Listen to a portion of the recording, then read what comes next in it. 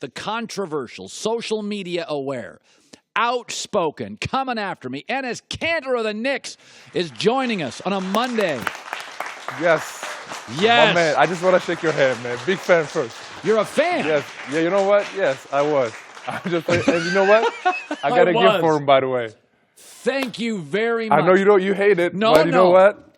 Okay, John, confirm to him what I've been saying for years about the NBA. Now I got the Lakers are interesting. The Celtics are good. Okay. The Warriors are a dynasty. What have I been saying for years about the Knicks? Uh-oh. You want them to be good. They are the last missing piece in the NBA. I've lived near New York. Yes. New York's an incredible basketball mecca. Yes, it is. It's high school, Rucker Park, St. John's, Knicks.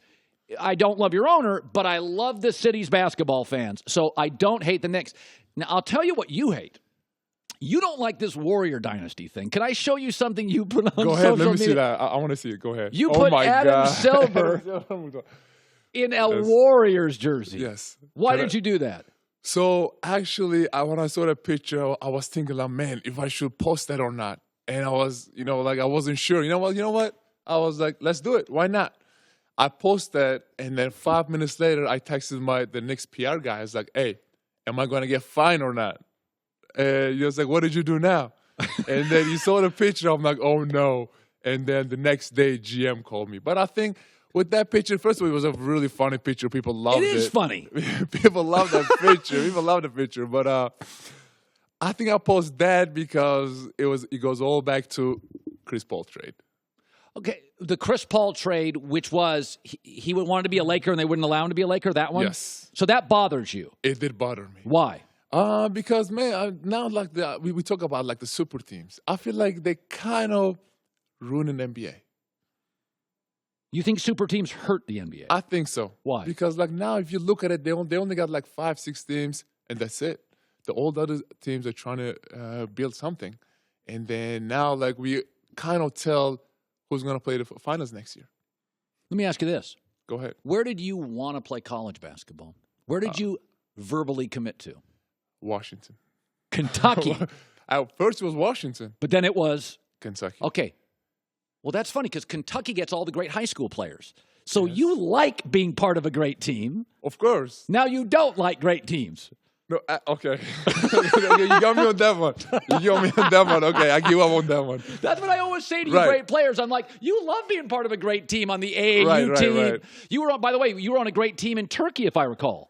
Yes, I was. The best team. Yes, it was best team. Yes, with all the best players. So couldn't you just admit there's a little bit of jealousy with Golden State? Maybe a little bit. You're right on that one.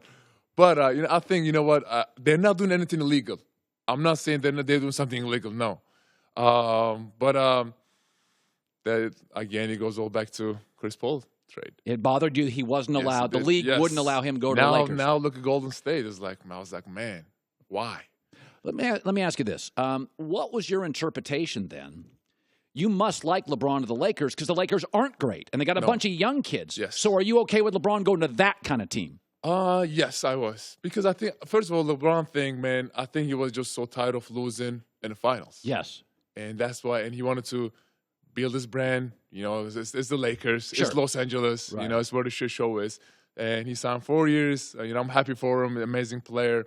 But, I think it was tough. So, see a little LeBron leave, the Cavs. How do you think they'll be? I don't know if they're even going to make the second round in the playoffs. What do you make of like Rondo and Lance and Beasley? These are edgy veteran guys. So much personality in the locker room. And LeBron is all about perfection. It's all about professionalism. And we're talking about Joel McGee, Lance, Michael Beasley, and I play with him. It's so much personality in that locker room. I don't know if LeBron and they got the LeVar Ball. We'll see how amazing, how GOAT LeBron James if he can deal with everybody on that team. What, is Beasley a bad guy or he's? Oh, no, he's an amazing guy. I didn't say he's a bad guy. Amazing guy. I call him the most interesting man in the world. Why? He is the most interesting man in the world because his personality, man, it's amazing. You need to have a guy like that in your team. But I think, I think LeBron going to take him to the next level. But it's a lot of personality. That's what I'm saying. Like, you got JaVale, Lance, Michael in the same locker room. It's so hard. LeBron and LeVar outside. That's too much. Let me ask you this. Do NBA guys, like some guys get reputations. Right. Like Boogie Cousins got a reputation. He's difficult. Very. Okay. Is he? Haven't you been critical of Boogie? Well, it's tough because he's an amazing player. No, I'm not. Amazing player. Not denying that. But I heard some teams have no Cousins policy. Wow. That's what I heard. Some teams has no Cousins policy. And that's very tough because I like the guy. He's an amazing player on the court, one of the best big men, maybe the best big man in the league. But some of the teams I heard, and it's very sad to hear, no Cousins policy. I don't think you're wrong. Seriously, Listen, it's tough. I'll tell you a story. I've talked to 2 NFL general managers, and this is confirmed. This isn't an opinion. That during the draft, they'll have a board in their boardroom. I think all teams have this, of undraftable guys. Some of it's injuries. In fact, some of it's injuries and some is personality. So, I mean, I can tell you this. Bill Polian built Peyton Manning's empire in Indianapolis. Bill had a dozen players each draft. We're not bringing him into the room. Yeah. He's just not a guy we're bringing into the locker room. Definitely. So I think that with Boogie Cousins, that's okay. I mean, listen, the guy didn't get a bunch of offers. That's why he's in Golden State. Yes. He didn't get a bunch of offers. Now, I heard that you love Westbrook. I do love Westbrook. I know you hate him. I love Westbrook. Now, I actually texted him today. You did? Yes, I did. Would you tell me what you said? Would you tell me what you said? I was actually on another show. We talk about Westbrook, and they asked me, like, oh, is it so hard to play with Westbrook? I said, no.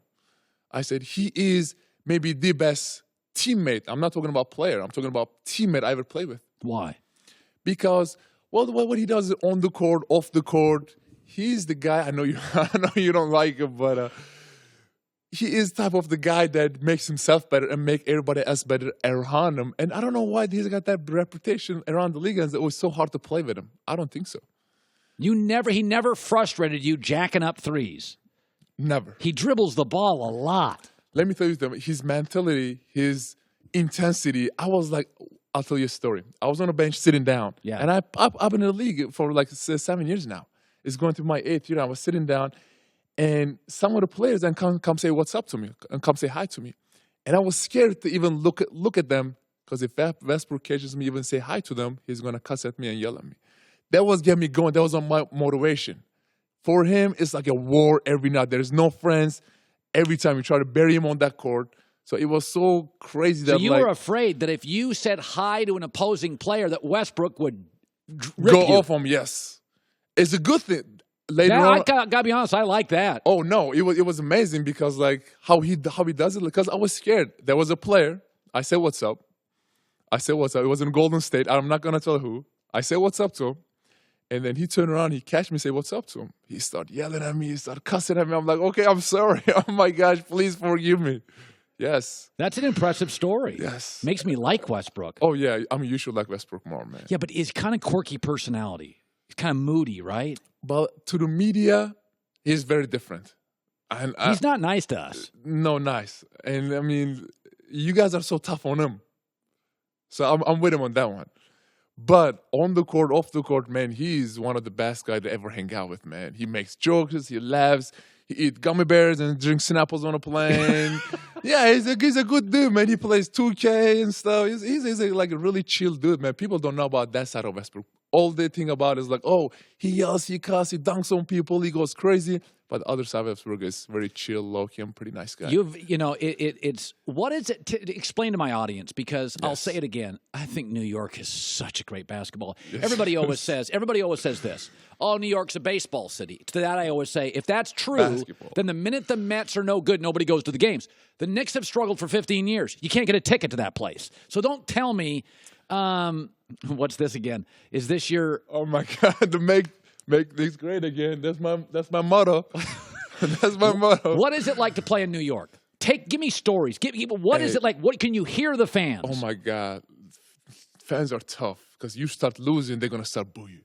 And one thing about the MSG is like when you're gonna play at MSG, make sure you got your nip kicks, you got your fresh haircut. You look good because you play at MSG. Everybody wants to play at MSG. Or everybody wants to play good at MSG. It's a historical gym.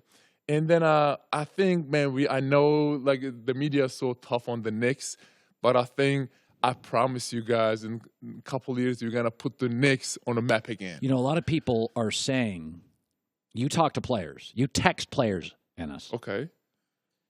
Kyrie's interested. Yes, he is. Can you? And not just him. Jimmy They Butler's got Jimmy interested. Butler, and you know what? Why not Kevin Durant? Well, no, let's not go crazy on this. Okay. Hey, man, I'm gonna take my shot. You never know. But, do you think they are genuinely interested? Yes, I think so. Because, well, it's the best city in the world, to me, No, that's just opinion, though. You believe Kyrie and Jimmy are talking? Yes. And the Knicks have a really, really high chance to get him next offseason. I believe that, and I promise that I think they will. You like that social media thing. You're out there. I do love it. Oh, yes. I love it. It's fun for you. It's just. By the way, you took a shot at me. You said bull blank. As far as I know, you're from Seattle. At least my team didn't leave me. You'll be herded out in New York City. That is hurtful. Well, after the show, when you put the hat on, we're going to be friends again. Okay, we will be friends. There you First go. of all, I like players. There you go. I like players with I have no problem doing this because, first of all, it matches my shirt there today. There you go, man. I don't look great in hats, but I got to tell you something. Yes, go ahead. The Celtics are good. The Sixers are interesting. Good. I've been watching the NBA for 40 years. The Lakers are good again. We've got a dynasty. Okay. I got nothing against Oklahoma City. I'm dying for the Knicks to be great. Madison Square Garden, I've been there twice. It's incredible for basketball. Hey, you're right. You know, some of the fans don't even, they forget about playoffs. They don't even know how to spell playoffs anymore. You know, but we're going to I promise you, next year, we're going to put the Knicks on the map again. And you're going to see it. Porzingis, Kyrie Irving, Jimmy Butler, Durant, and Hughes, a pretty nice rotation. That's like a championship team, man. Yeah, Give me a better one. It could be. There you go. Great meeting you. Oh, it's an honor, man. And I know I'm tough on you on the social media, but big fan. That's nice of you to say. I promise. Why don't you text Westbrook, and I want you to say, hey, Russell, I spent the late morning with Colin Cowherd. There you go. I'm going to text him right after the show. And say, you know what? He's turning. I told him the story. I feel good. I got to be honest with you. That's the best Westbrook story I've heard. If he yelled at you because you were friends with Durant, be honest, it was Durant. It was Durant. Hey, it was Durant. And you're like, hey, bro. And he went after you. That's a big check for me. I don't want any of this talking to people. I don't talk to my rivals. Turning is good. I love it. You know what? I was right. It was Durant. He tried to be friendly. He was not going to have it. I love the fact that Westbrook cussed you out. He did cuss me out very bad. I was so embarrassed, and it was on the court. I was like, "Hey man, I'm sorry. Please forgive me." Hi everybody, thanks for watching. Subscribe here to get the latest from the show. Also, be sure to check out more of the best clips from The Herd, or go watch a few segments from other shows on FS1.